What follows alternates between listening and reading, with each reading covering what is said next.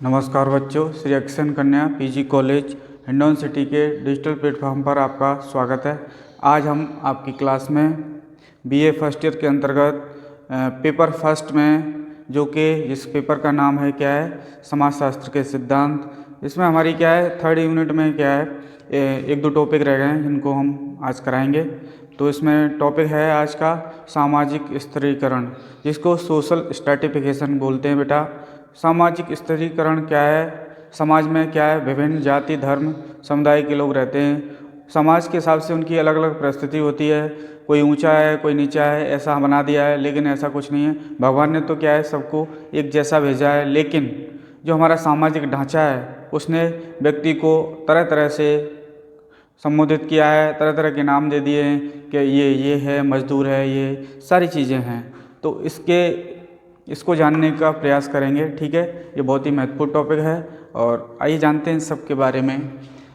Topic जैसे कि आप देख पा रहे हो, सोशल स्ट्रैटिफिकेशन, सामाजिक स्तरीकरण, मतलब समाज में कैसे कैसे मतलब लोगों को विभाजित किया है। जैसे कि अगर हम अपनी राजनीतिक व्यवस्था को देखें तो सबसे ऊपर राष्ट्रपति है, फिर प्रधानमंत्री है, फिर विभिन्न मंत्री आ जाते हैं, राज्यपाल आ गया, ठीक है, फिर मुख्यमंत्री, ये सारी चीज़ें हैं। फिर लास्ट सरपंच तक जाके, सरपंच के बाद भी होता है एक जो मतलब वार्ड मेंबर होते हैं। तो इस तरह से एक व्यवस्था है। ऐसे ही घर में देखो, घर में पिताजी दादाजी हो गए, पिताजी चाचा, फिर इस तरह से चलता रहता है पूरा स्तरीकरण।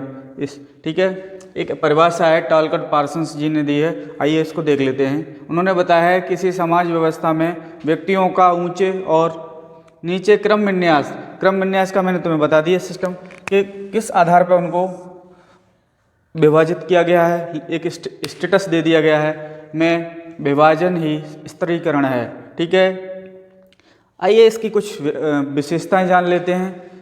मोस्टली क्या रहता है, हमें 4-5 विशेषताएं पता होनी चाहिए किसी भी टॉपिक को लेकर।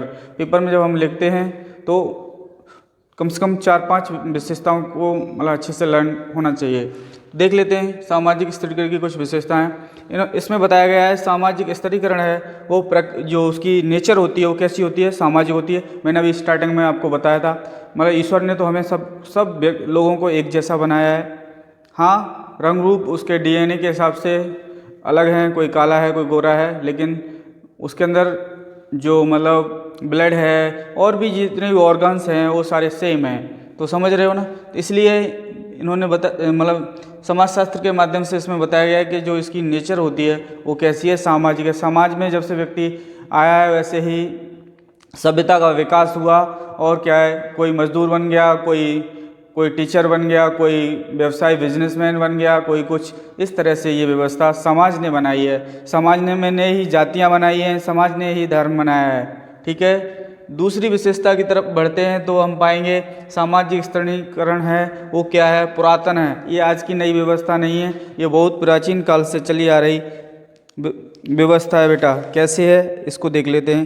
प्राचीन समय में क्या है बच्चों, आयु, लिंग, शारीरिक शक्ति के आधार पर क्या है, व्यक्ति को समाज में स्टेटस दिया जाता था। आपने देखा हो प्राचीन काल में जो क्षत्रिय लोग होते थे, उनकी राजा महाराजा, उनका क्या है समाज में बहुत विशिष्ट स्थान हुआ करता था। और जो शूद्र कम्युनिटी के लोग होते थे वो दास की तरह उनको ट्रीट किया जाता था। आप अच्छे से समझते हो इन सब चीज़ों को। आज भी काफ़ी संवैधानिक सुधार होने के बाद स्थिति बदली है, लेकिन बराबरी तो नहीं हुई है। आज भी समाज में हाशिए के लोग पाए जाते हैं। हाशिए का मतलब एक छोर पर निगलेक्ट किए हुए वंचित समाज के लोग पाए जाते हैं। ठीक है, आप इस सब चीज़ों को समझ रहे हो।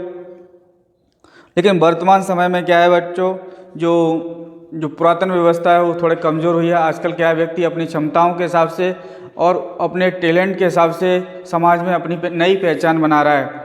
व्यक्ति चाहे वो छोटे तबके का हो चाहे उच्च स्तर का हो, आजकल क्या है कंपटीशन के माध्यम से स्टेटस तय हो रहा है। पहले क्या था, राजा का बेटा राजा बनता था। अब जब लोकतंत्र है तो चीज़ें बदल गई हैं। एक आम इंसान भी छोटे लेवल से लेकर ऊंचे स्तर तक जा सकता है। आप अच्छे से जानते हो, बहुत सारे एग्जाम्पल हमारे आस-पास देखने को मिलते हैं। ठीक है, इतनी सी व्यवस्था। अब हम आगे की विशेषता की तरफ बढ़ते हैं तो ये है सामाजिक स्तरीकरण प्रत्येक समाज में पाया जाता है। ये नहीं कि एक अमुक कम्युनिटी में पाया जाता है स्तरीकरण। तुम किसी भी जाति में देख लो, चाहे दुनिया के किसी भी कोने में चले जाओ, ये सारी चीज़ हर जगह मिलेगी आपको। सामाजिक स्तरीकरण चाहे तुम अमेरिका की बात कर लो, श्वेत अश्वेत वाला जो सिस्टम है, रंग भेद वाला चीज़ें हैं, हर जगह ही है। ऊंच नीच वाली जो स्थिति है वो हर जगह है, गरीब अमीर वाली हर जगह चीज़ें हैं। और कुछ समाज में जातियों के हिसाब से भी है कि ये जातियाँ जो प्रभु जातियाँ हैं ये मतलब बहुत ऊंची जाति हैं और निम्न जाति, ये सब चीज़ें हैं। ठीक है,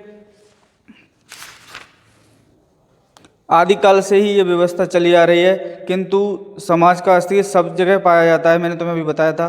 ठीक है, और ये डिपेंड करता है परिस्थिति और शक्ति के आधार पर। जिस व्यक्ति के पास जितनी शक्ति है वो उतना पावरफुल है और उसका समाज में रेस्पेक्ट उतना ही है। जैसे कहते हैं ना गांव की भाषा में बोले तो चमत्कार को नमस्कार, वो वास्तव में यथार्थ है। आज के दौर में भी यथार्थ है ये सारी चीज़ें। आगे बढ़ते हैं अगली विशेषता की ओर। तो ये विशेषता है बेटा सामाजिक स्तरीकरण जो है वो पारिमाणिक है। पारिमाणिक का मतलब क्वालिटी के बेस्ड है, ये नहीं कि उसको हम 1 किलो 2 किलो गुणात्मक रूप में ऐसे इसको संख्यात्मक रूप में उसको प्रदर्शित कर दे, ऐसा नहीं है। इसमें क्या दिया गया है, ये इस चीज़ पर आधारित है जैसे कि हमारी जीवन जीने के अवसर, हम कैसी ज़िंदगी जी रहे हैं, इससे भी मतलब समाज में क्या होता है, घर कितना अच्छा है, एजुकेशन हमारी कितनी अच्छी है, इन सब चीज़ों से भी समाज में एक स्टेटस तय होता है। ठीक है बेटा, तो ये सारी चीज़ें हैं इसमें। जैसे और जीवन शैली लाइफ स्टाइल मैंने तुम्हें बता दिया, किसी के पास फॉर्च्यूनर है, किसी के पास एप्पल का मोबाइल है, किसी के पास तो कुछ भी नहीं है। तो ये बहुत सारी चीज़ें हैं जो समाज में एक भिन्नता को दर्शाती हैं। कोई अच्छे कपड़े पहने हो, कोई फटे हाल है। ठीक है, तो ये सारी चीज़ें हैं। और आजकल इन सब चीज़ों के आधार पर संबंधों की भी व्याख्या की जा सकती है, जैसे वैवाहिक संघर्ष, तलाक, पृथकता। पुराने ज़माने में कहाँ ये तलाक वाली चीज़ें कहाँ हुआ करती। जितना समाज मॉडर्न होता जा रहा है वैसे ही समाज में नई नई चीज़ें आ रही, नई संस्थाओं का जन्म हो रहा है, नई नई चीज़ें बढ़ रही हैं। तो ये सारी चीज़ें हैं।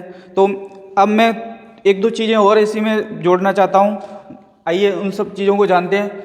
वैसे आपके इतना सारा चीज़ें हैं जो लघु क्वेश्चन के रूप में आपको देखने को मिल सकती हैं, इससे लॉन्ग क्वेश्चन तो नहीं बनता है बेटा। एक जो मैंने पिछली बार जो कराया था ना सोशल कंट्रोल, सामाजिक नियंत्रण, उससे बेटा लॉन्ग क्वेश्चन बनता है, उसको तो मैंने तुम्हें पढ़ा ही दिया है। लेकिन इसमें तो ज़्यादातर लघु क्वेश्चन के रूप में हम इसको पढ़ते हैं और छोटे वाले में। तो एक और है, अब हम कुछ आधार जान लेते हैं जिसके आधार पर हम तय कर सकते हैं समाज में जो स्तरीकरण, वो और देख लेते हैं। ठीक है बेटा, आइए जानते हैं सामाजिक स्तरीकरण किस आधार पर तय होता है। स्तरीकरण बोलते जैसे ना कहते हैं स्टेटस क्या है, इंग्लिश में बोले तो स्टेटस भी तो बोलते हैं परिस्थिति, ये भी पढ़ाएंगे आगे इसी में। ठीक है, नंबर 1 धर्म के आधार पर कोई स्टेटस तय नहीं होता है हमारे समाज में कि वो इस धर्म का है तो बहुत ऊंचा है, ये ऐसा नहीं है। एक तो है श्रेणी के आधार पर, श्रेणी आप जानते हो बच्चों, ओबीसी, एससी, जनरल और भी बहुत सारी हो गई हैं, ईडब्ल्यूएस वगैरह, पीडब्ल्यूडी, पता नहीं कौन कौन सी बहुत सारी हैं बेटा, ये सारी चीज़ें हैं। जाति के आधार पर भी समाज में स्तरीकरण तय होता है। और तीसरा, जाति में मैं तुम्हें बताया था प्रभु जाति, द्विज जाति और पिछड़ी जाति, अति पिछड़ी जाति, बहुत सारी हैं इसमें चीज़ें।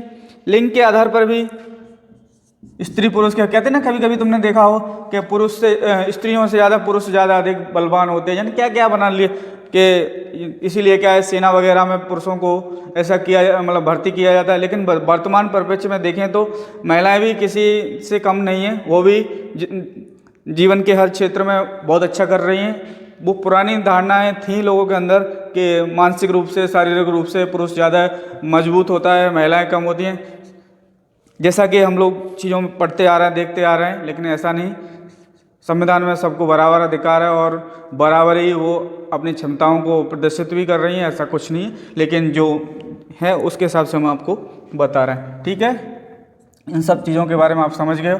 और ऐसे कभी कभी ये क्वेश्चन में आ जाता है ऑब्जेक्टिव में कि इनमें से कौन सा नहीं है। ऐसे मान लो चौथे नंबर पर धर्म दे दे, ये पूछेगा सामाजिक स्तरीकरण का आधार नहीं है, तो 4 में से एक आपको चुनना होगा। तो क्या करना है, धर्म को क्या करना है, क्रॉस करना है। ठीक है,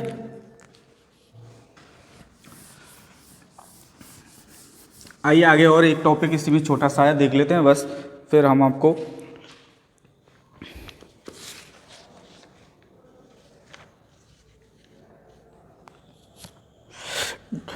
टीवी वॉट मोर के अनुसार सामाजिक स्तरीकरण का वर्गीकरण बताएंगे बेटा। टीवी वॉट मोर ये समाजशास्त्री है बेटा, इनके अनुसार सामाजिक स्तरीकरण का वर्गीकरण बताएंगे हम।